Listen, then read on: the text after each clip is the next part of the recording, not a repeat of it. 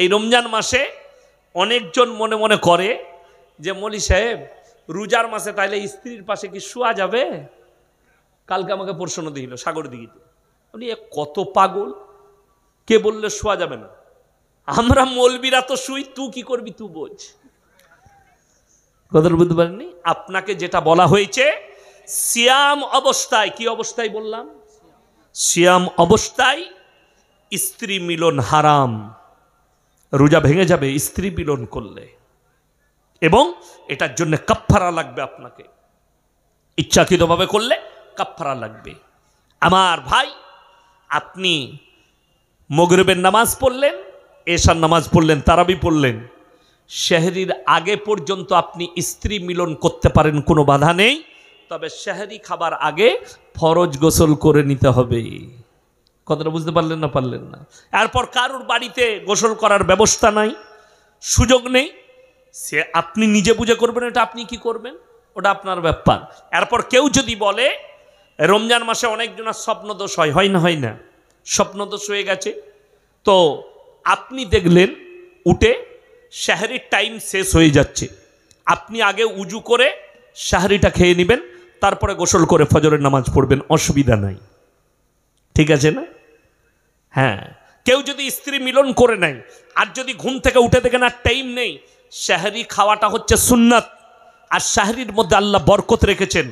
নবীজি সাল্লাল্লাহু আলাইহি সাল্লাম বলেছেন আল্লাহ এর মধ্যে বরকত রেখেছে। আপনি উজু করে স্বামী স্ত্রী আগে সেহরিটা খেয়ে নেন, তারপরে গোসল করে ফজরের নামাজ পড়বেন, অসুবিধা নেই।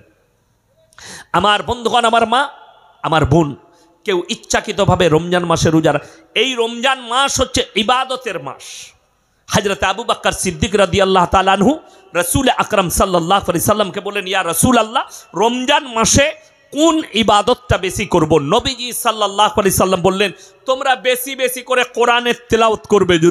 সুবহানাল্লাহ। কেন? এক একটা হরফে 10টা করে নেকি। জোরে বলুন সুবহানাল্লাহ। 10টা করে নেকি।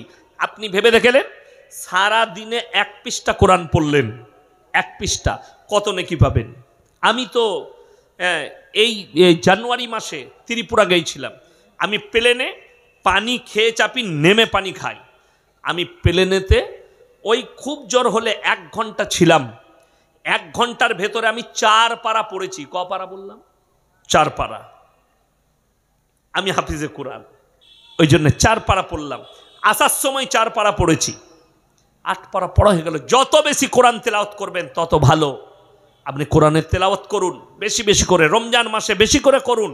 মায়েদিকে বলবো বাড়িতে বরকত চাও, নামাজ পড়ো, এবং রমজানুল মুবারকের মাস আসছে, আপনারা বেশি বেশি করে নামাজ এবং কোরআনের তেলাওয়াত করুন মায়েরা বাড়িতে, এবং নিয়ত করেন এই কোরআনের তেলাওয়াতের সিলসিলা এটা একবারই পুরো বৎসর রাখবো, 24 ঘন্টা প্রত্যেক দিন কোরআনের তেলাওয়াত করব। সময় বার করুন, হয় জোহরের নামাজ পড়ে খানা খেয়ে একবার কোরআনটা নিয়ে বসলেন, কোরআনের তেলাওয়াত করে তারপরে আরাম করলেন। করা যাবে না? যাবে না? প্রত্যেকটা মা বোনকে বলবো, আপনি আমি নামাজ গাফলতি, শয়তান কিন্তু আমাদের প্রকাশ্য দুশ্মন। দুশ্মন না দুশ্মন নয়? বিসমিল্লাহ। কেমন দুশ্মন বলে দিই, ওরা এত দুশ্মন, আপনি এমনি ঘুরে বেড়ান, ঘুম লাগবে না, কিন্তু ঠিক তারাবিতে দাঁড়ালি ও 2 রাকাত না হতে হতে শয়তান বলে, আবার কি বে রোজা রেখেছিস, ইফতারি করলি, আর কত নেকি লিবি, ঘুমোগা। পিঠে চাবড়ায়, ঠিক কিনা? পিঠে চাবড়ায়। ওই জন্যে ঘুমের সব থেকে দামি ওষুধ ট্যাবলেট নয়, ঘুমের সব থেকে দামি ওষুধ, যাদের ঘুম হয় না তারা নামাজের পাটিতে দাঁড়িয়ে যাও, শয়তান ঘুম পড়াবে। আমি বলছি, যাদের ঘুম হয় না সব থেকে দামি ট্যাবলেট, উজু করে কিংবা শুয়ে আছেন ঘাড়ের ঘোড়ায় কোরআনটা রেখে দিলেন, ঘুম হয় না, ঘুমের রোগ, তাড়াতাড়ি কোরআন শরীফটা বার করে তিলাওয়াত করতে শুরু করে দেন। যেমনি দেখবেন 2 পৃষ্ঠা হবে, শয়তান বলবে আর পড়ি না, ঘুমো, এত নাকি রাখবি কোথায়?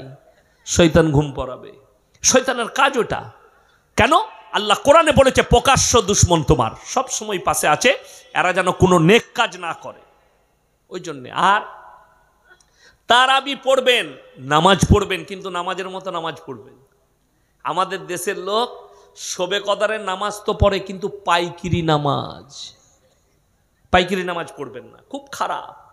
আমাদের দেশে তো তারাবি ওই রকমই হয়। আমি বলার কারণে কে ছেড়েছে, এত গাল দিচ্ছে। কারা গাল দিচ্ছে? ওই হারামখোর কটা যারা নামাজ পড়তে চাই না। কি বুঝলেন? আমাদের দেশে যে যত স্পিরিটে পড়াবে সে তত ভালো হাফেজ, তত ভালো মৌলবি, তাই না?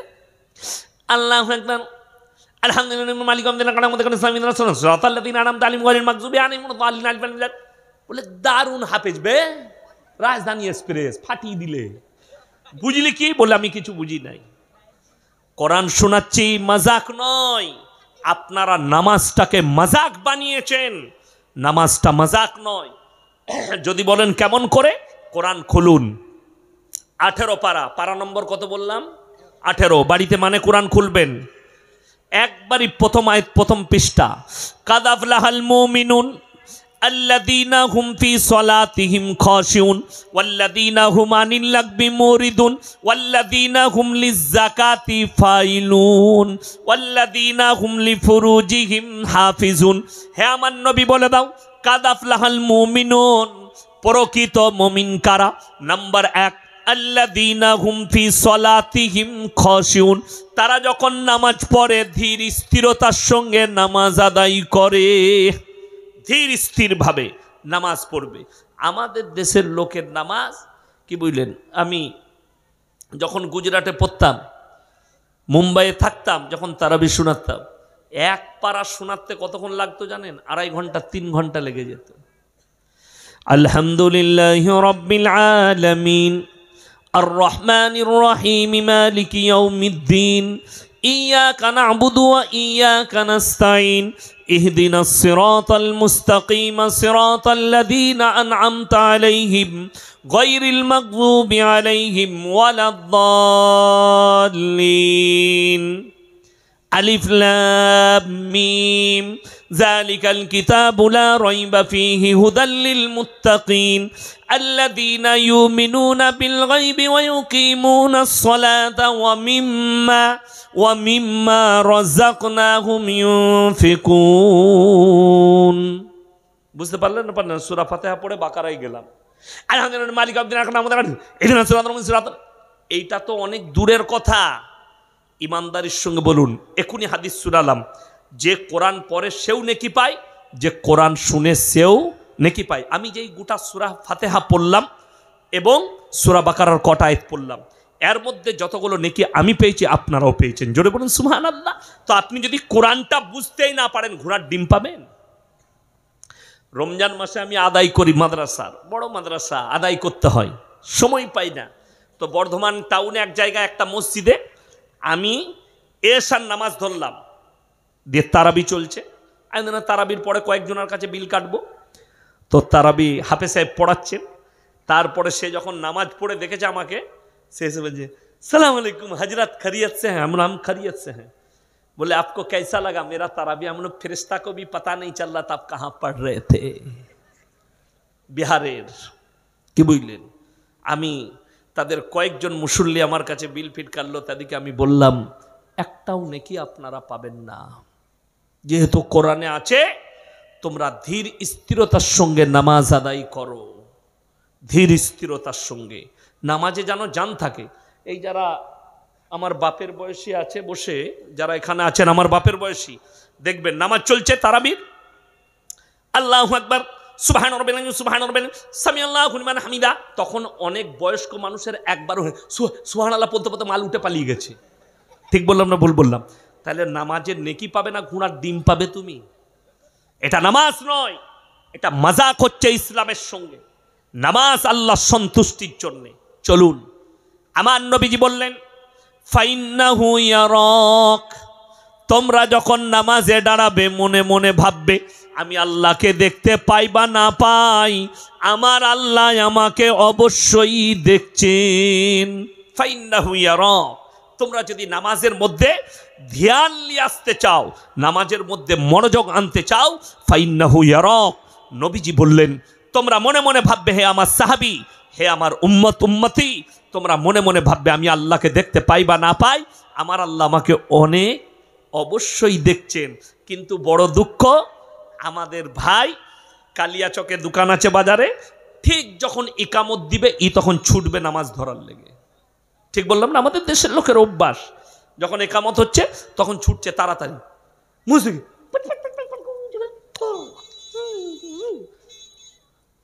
এরপর আর মনে পড়ছে না ক্যাশ বাস্কতে চাবি লাগাইছি না লাগাইনি।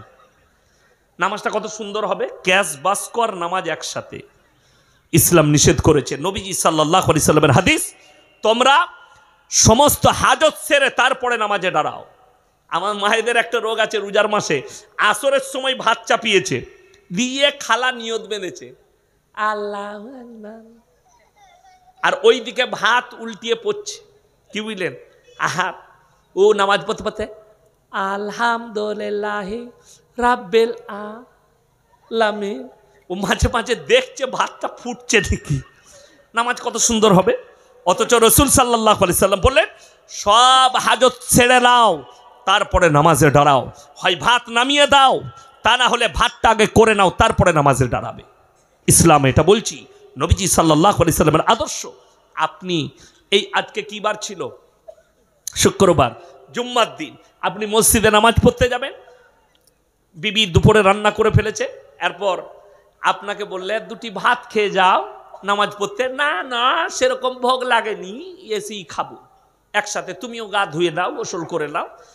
গেইছে ইমাম সাহেব লম্বা খুতবা দিয়ে দিয়েছে, এরপর লম্বা সুরাও ধরেছে। দ্বিতীয় রাকাতে খালি মনে মনে করছে, শালা এত লম্বা সুরা ধরলে খেয়ে নিলি দুটি ভালো হতো। নামাজ আর খাবার একসাথে, কথাটা বুঝতে পারেননি? নামাজ থেকে ধ্যান চলে গেল। রসুল আকরাম সাল্লাল্লাহু আলাইহি সাল্লাম বললেন, হাজত সেরে নাও, তারপরে নামাজে দাঁড়াও। আমাদের দেশের লোক মসজিদে কখন ঢুকতে হয় এটাও জানে না। যারা হাজি সাহেব আছে জিজ্ঞেস করুন, মক্কা মদিনায় আজান হলে, আরব ভূমিগুলোতে যতগুলো দেশ আছে, আজান দেওয়ার পরে তারা আর কোনো কাজে থাকে না, দোকানে ব্যবসা পড়ে থাকে, দোকান ব্যবসা সব, তারা ছুটে চলে যায় মসজিদে। আর আমাদের দেশের লোক একামত দিলে মসজিদে যাবে। মক্কা মদিনা আরব দেশগুলো যেগুলো আছে, ইয়ামান, যতগুলো দেশ আছে, কাতার, কুয়েত, মিশর, লেবানন, যতগুলো আছে, তাদের দেশে আজান হলে দোকান খোলা পড়ে থাকে, তারা মসজিদে প্রবেশ করে। তবে আপনি করবেন না ওই আমল। আপনি যদি বলেন দোকান খুলে আজান হয়ে গেছে, আমার দোকান থাক, আমি নামাজ পড়ে আসি, ঘুরে এসে দেখবেন দুটি চানাচুরু নেই, ওটাও নিয়ে পালিয়েছে। কেন? আমাদের তো আউলিয়ার দেশ। তা না হলে মসজিদ থেকে কখনো জুতো চুরি হয়? কি বুঝলেন? জুম্মার দিনে এসছে ছিঁড়া চপ্পল পরে, আর যখন বেরুচ্ছে নতুন জুতো পরে। কি বুঝলেন? ধরা পড়ে গেলেই বলবে বুঝতে পারিনি তো, এটা তোর। আর না ধরা পড়লি মাল চলে গেল। ঠিক কি না? হ্যাঁ, আমি এক জায়গায় ঈদের নামাজ পড়াতে গিয়েছিলাম, তো নতুন জুতো পরে গেছি। আমার তখন ছোট মেয়ে জন্ম নিয়েছে সেই বছরে। তো আমি মনে মনে করেছি ঈদের নামাজ পড়ে একটু বিটির সঙ্গে দেখা করব। বেরিয়ে দেখছি ইমামের মালগুলি চালিয়ে দিয়েছে। আমি বললাম, আল্লাহ, মনে হয় আমার মতন সেও শ্বশুর ঘর যাবে, আল্লাহ তুমি তাকে ক্ষমা করে দিও। আমি ক্ষমা করে দিয়েছি, কিন্তু শুনে রেখে দেন, একটা কথা মাথায় রাখবেন, কেউ যদি মনে করে মসজিদ থেকে যখন চপ্পল চুরি হয় নামাজিরা চোর, না, নামাজি চোর নয়, চোর নামাজি সাজে, চোর নামাজি সাজে। মসজিদ কখন প্রবেশ করবেন আর কতক্ষণ থাকবেন এটাও আমার আল্লাহ শিখিয়েছে। কেউ যদি বলে দুনিয়াতে দাড়ি রেখেছে, নামাজ পড়ছে, মাথায় টুপি আছে, তসবি আছে, লম্বা জামা আছে, সুবহানাল্লাহ সুবহানাল্লাহ করছে মসজিদে, আর সে যদি আপনাকে বলে আমি তো কোনো কাজই করি না, শুধু মসজিদে আল্লাহ আল্লাহ করি, আল্লাহ আমার সংসার চালাই, তার নাম হচ্ছে চোর। তার নাম কি বললাম? চোর, ধোঁকাবাজ। যদি বলেন কেন, কোরআন খুলেন, সূরা জুমআ, ইয়া আইয়ুহাল্লাযীনা আমানু ইযা নুদিয়া লিস-সালাতি মিন ইয়াউমিল জুমআ ফাসাউ ইলা যিকরিল্লাহি ওয়া যারুল বাই যালিকুম খায়রুল লাকুম ইন কুনতুম তা'লামুন। হে আমার নবী, যখন তোমাদিকে পৃথিবীর মানুষ জুম্মার জন্য ডাক দেওয়া হবে, বেচা কিনা বন্ধ করো, ব্যবসা বাণিজ্য খেতি বাড়ি বন্ধ করো, আল্লাহর ঘরের দিকে ধাবিত হও। কতক্ষণ থাকবেন? পরের আয়াতে আল্লাহ বললেন, ফাইদা কুদিয়াতিস সালাতু ফান্তাশিরু ফিল আরদি ওয়াবতাগু মিন ফাদলিল্লাহ ওয়াজকুরুল্লাহা কাসীরান লাআল্লাকুম তুফলিহুন। হে আমার নবী বলে দাও, যখন তোমাদের নামাজ পূর্ণ হবে আবার তোমরা হালাল রুজির সন্ধানে পৃথিবীতে ছড়িয়ে পড়ো। জোরে বলুন সুবহানাল্লাহ। মসজিদে থাকার প্রয়োজন নাই। আপনি বললেন ওলি কাকে বলে, পরেজগার কাকে বলে, তাকওয়া অর্জনকারীকে শুনেলেন। আপনি বললেন ইয়াসিন ভাই আমি 5 ওয়াক্তের নামাজ পড়ি আর কালিয়াচক বাজারে গিয়ে আমি একটু সবজি বিক্রি করি, আমি গোলাপগঞ্জে গিয়ে একটু আলু পেঁয়াজ বিক্রি করি। এই লোকটা হচ্ছে মুমিন, এই লোকটা হচ্ছে পরেজগার, এই লোকটাই হচ্ছে আল্লাহর বন্ধু। যে বলে আমি কোনো কাজ করি না, আমি শুধু আল্লাহ আল্লাহ করি, তার নাম চোর। আপনাদেরকে বুঝিয়ে দিই, অনেক আলেম উলামারা জানে আর যারা শুনেছে তারা জানে। এক সময় আল্লাহ নবী সাল্লাল্লাহু আলাইহি সাল্লামের লাশ চুরি করতে এসেছিল মদিনায় 3 জন ইহুদি। ঘটনা শুনেছেন না শুনেননি? কজন বললাম? 3 জন ইহুদি। তাদের পা পর্যন্ত জামা, তারা সারা দিন কোরআন পড়ত, তসবিহ করত, সুবহানাল্লাহ সুবহানাল্লাহ সুবহানাল্লাহ আলহামদুলিল্লাহ আল্লাহু আকবার সারাদিন করত।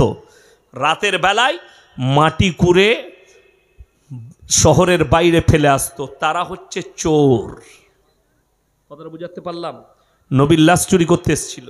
ওই জন্যে যদি কেউ লন্ডন থেকে পা পর্যন্ত জামা পরে চলে আসে মনে করেন না। আমাদের দেশের রোগ কি জানেন? আরবে মুরগি বিক্রি করতো। কি বিক্রি করতো? মুরগি জবাই করে মুরগির মাংস বিক্রি করতো। দিয়ে ওইখানে আরবি শিখেছে, দিয়ে এসে এইখানে বলছে আসসালামু আলাইকুম মনি সাহেব কাইফা হালুকা। মলি সাহেব মনে করছে শালা এত বড় শেখ এলো কোথা থেকে, আর পা পর্যন্ত জামা। কিন্তু তাকে যদি বলা হয় কোরআনের প্রথম আয়াতটা তফসির কর, পায়খানা ঘর খুঁজে বেড়াবে কোথায় ঢুকবো। কথাটা বুঝতে পারেননি?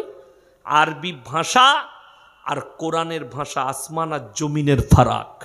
এর মধ্যে সিফাত আছে, এর মধ্যে গুণাবলী আছে। আরবি ভাষায় গুণাবলী নেই। আপনারা বলুন শুদ্ধ বাংলা আছে না নাই?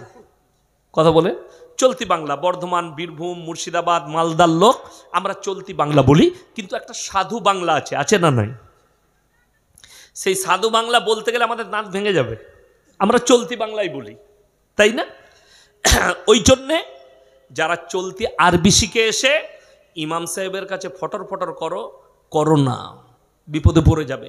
এই রকম চোর আপনার জানা নাই। যে বলবে আমি তসবি করি, নামাজ পড়ি, মসজিদ থেকে বেরোই না, আমি এতেকাফ নিয়ে আছি আর আমার কোনো কাজ নাই, আল্লাহ আমার ঘর সংসার চালাচ্ছে, এর নাম চোর। ইমানদার সে যে বলবে আমি তো নামাজ পড়ি, আমি রোজা রাখি, কিন্তু আমার একটা ব্যবসা আছে, আল্লাহ আমার ঘর চালাচ্ছে। যেমনি নামাজ হয়ে গেল আপনি হালাল রুজির সন্ধানে ছড়িয়ে পড়ো, এটা আমার আল্লাহর হুকুম। তুমি বেরিয়ে পড়ো, আবার আসরের আজান হবে, যেখানে মসজিদ পাবে সেখানে তুমি ঢুকে পড়ো। এখন এই মালদা জেলার লোক বলতে পারবে যে 1 কিলোমিটার 1.5 কিলোমিটার অন্তর অন্তর মসজিদ নাই? কথা বলেন। ভারতবর্ষের সব থেকে বেশি মসজিদ কোন শহরে আছে কেউ বলতে পারবেন? জানেন না। এবং মুসল্লিও বেশি। সেই শহরটার নাম হচ্ছে উত্তরপ্রদেশের রাজধানী লখনৌ। কোথায় বললাম? লখনৌ। আমি যে বছরে ইরফানিয়ায় কিরাত পড়ি সেই বছরে 1450 মসজিদ ছিল। কত বললাম? 1450 মসজিদ। এখন বর্তমানে 1700-1800 মসজিদ আছে ওই টাউনটাই, শহরে, পুরো লখনৌ শহরে। ভারতের কোনো শহরে এত মসজিদ নাই। কেন? ওই শহরটা হচ্ছে নবাবদের শহর। আমি যে মসজিদটাই 2 ওয়াক্তের ইমামতি করতাম, এশা আর ফজর, আমার উস্তাদ কারি কামালউদ্দিন মরহুম, আল্লাহ জান্নাতি করুক, উনি ইমাম ছিলেন। আমাকে বলতেন এশা আর ফজরটা তুমি পড়াবে, আমি আসতে পারবো না। আমার এলাকায় বাড়ি ছিল উনার, তো আমি পড়াতাম। আমার মসজিদ থেকে এই যে আমি এখানে জলসা করছি আর আমাকে যেখানে রেখেছিল, এটা কত দূরত্ব হবে? খুব জোর হলে 30 মিটার হবে, ঠিক বললাম না? এই 30 মিটারের মাধ্যমে 2টো মসজিদ, কিন্তু অবাক হবেন 2টো মসজিদই ভর্তি মুসল্লি। আমি যটা মসজিদে লখনৌ নামাজ পড়েছি তটা মসজিদে ভর্তি মুসল্লি, একটাও খালি থাকে না। নামাজের আগে যেতে হবে। কেন?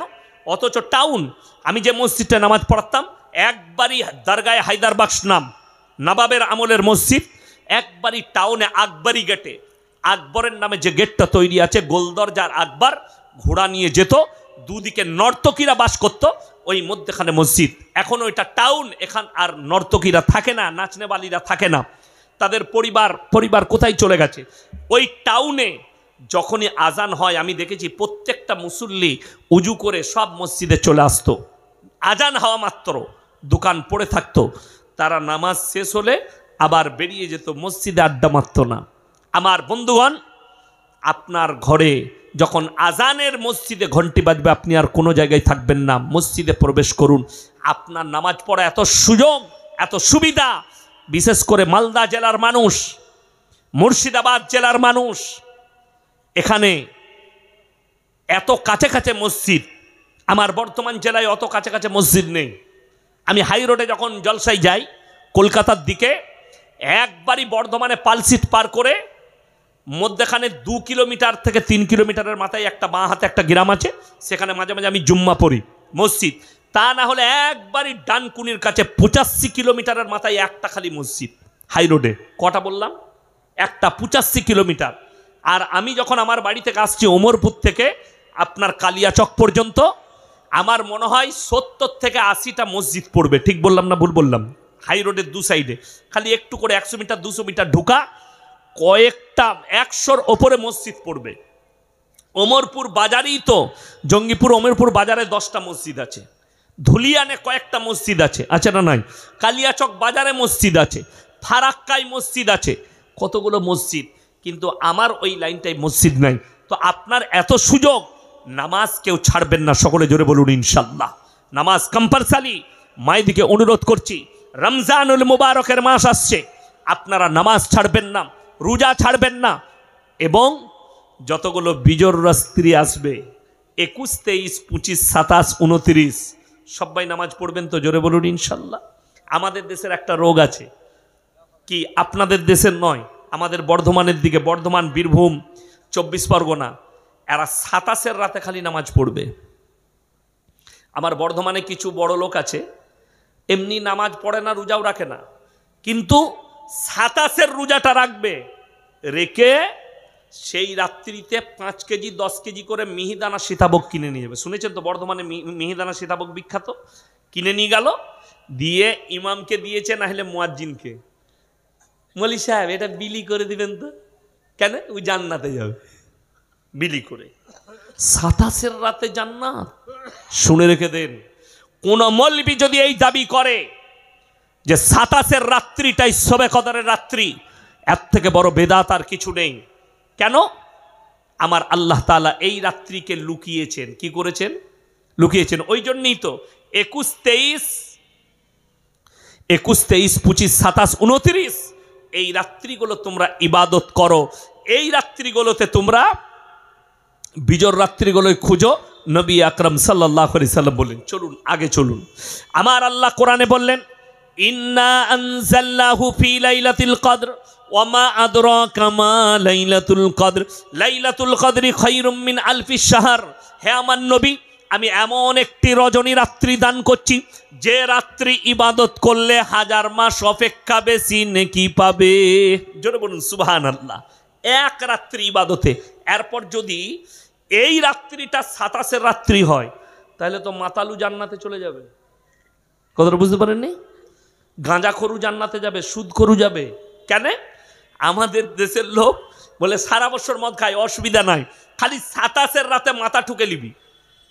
এরকম বোতলে করে পানি নিয়ে চলে গেছে। ইমাম সাহেব বলছে কি হলো? বলছে আজকে সারা রাত নামাজ পড়ব। কেন? বলে জান্নাতে যাব। পাগল ছাগল, কে বলল তোকে? 21 রাত্রিতে নামাজ পড়ুন। আমাদের জন্যে ইবাদত করা সহজ না কঠিন? এই রমজান মাসে তাড়াতাড়ি বলুন। সহজ। আপনি 21-এর রাত্রিতে আপনার বিবিকে বলবেন, একটু এশার নামাজ পড়ে শুয়েছি, তুমি আমাকে 12টায় তুলে দিবে। কটায় বললাম? 12টায়। স্ত্রী উঠে গেল, তুমি একদিকে নামাজ পড়ো, আমি একদিকে নামাজ পড়ি। সহজ। কিংবা আপনি মসজিদে চলে গেলেন, ইবাদতটা করলেন, সাহরির সময় হলো, আপনি এসে সাহরিটা খেলেন।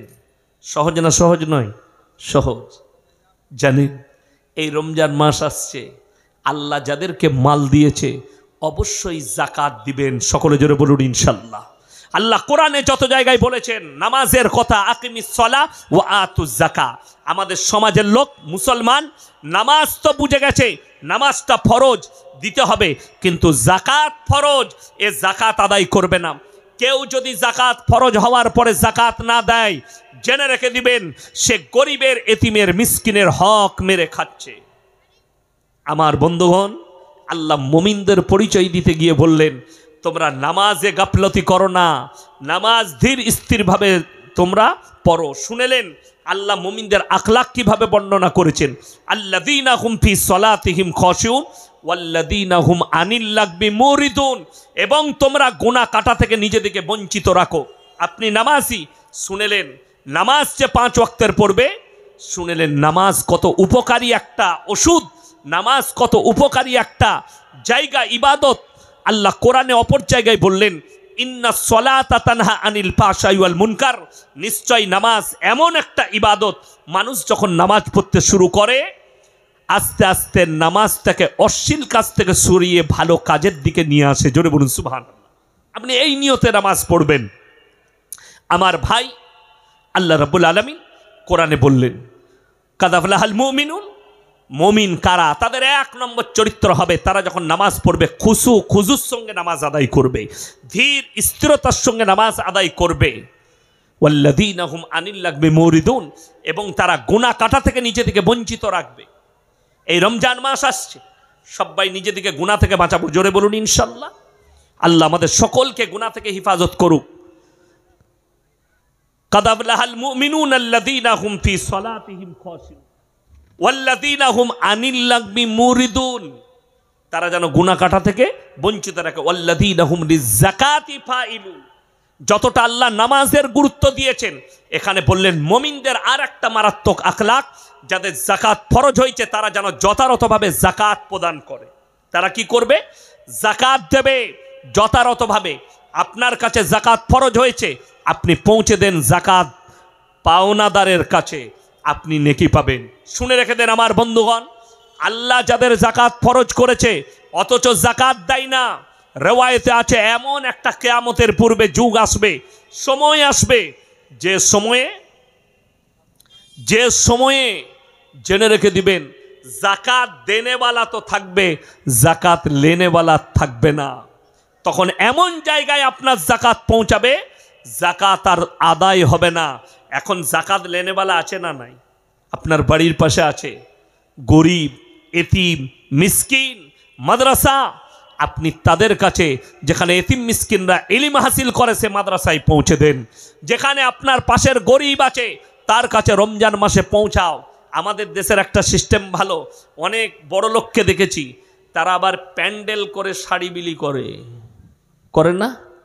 হ্যাঁ, রাগ করবেন না। আপনি শুনেলেন দান করবেন, আপনার বিবি যদি 500 টাকা দামি শাড়ি পরে, আপনি 2টো শাড়ি দান করুন 1000 টাকায়, কিন্তু দুটোই যেন 500 টাকা দামি হয়। কথাটা বুঝে এসছে? আপনি একটা লুঙ্গি দিবেন, আপনি পরছেন 300 টাকা দামি লুঙ্গি, আর আমাদের দেশের লোক গেছে কোথায়? বেলডাঙ্গা হাটে, দিয়ে 80 টাকা দামি লুঙ্গি নিয়ে এসে লুঙ্গি দিচ্ছে।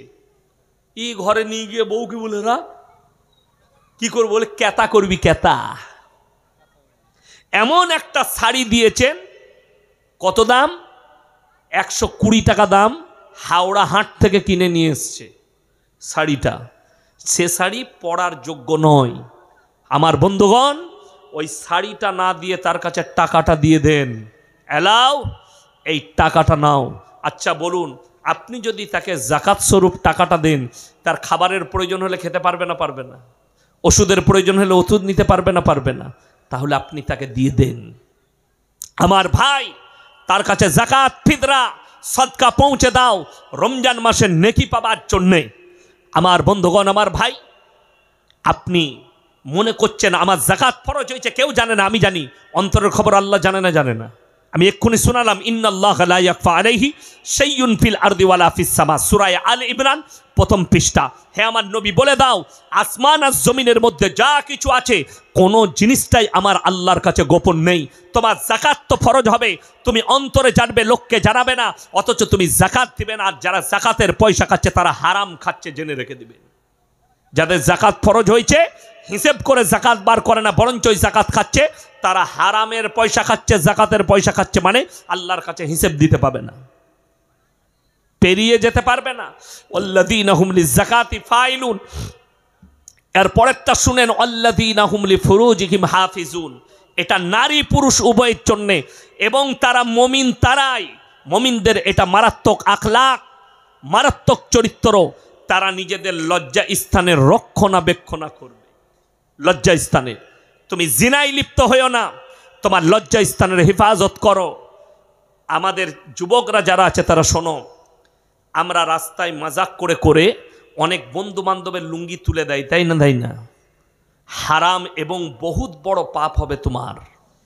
কারুর গোপনাঙ্গ দেখা, মাজাক করে হোক নিজে থেকে হোক, হারাম করবেন না। আল্লাহ তাআলা বলেছেন তোমরা নিজেদের লজ্জা স্থানের হেফাজত করো, নারী কিংবা পুরুষ। মায়েরা, স্বামী থাকতে তোমরা পরকীয়ায় লিপ্ত হইও না, আল্লাহর কাছে বড় বিপদে পড়বে কিয়ামতের দিনে। আমার মা বোনকে আল্লাহ হেফাজত করুক।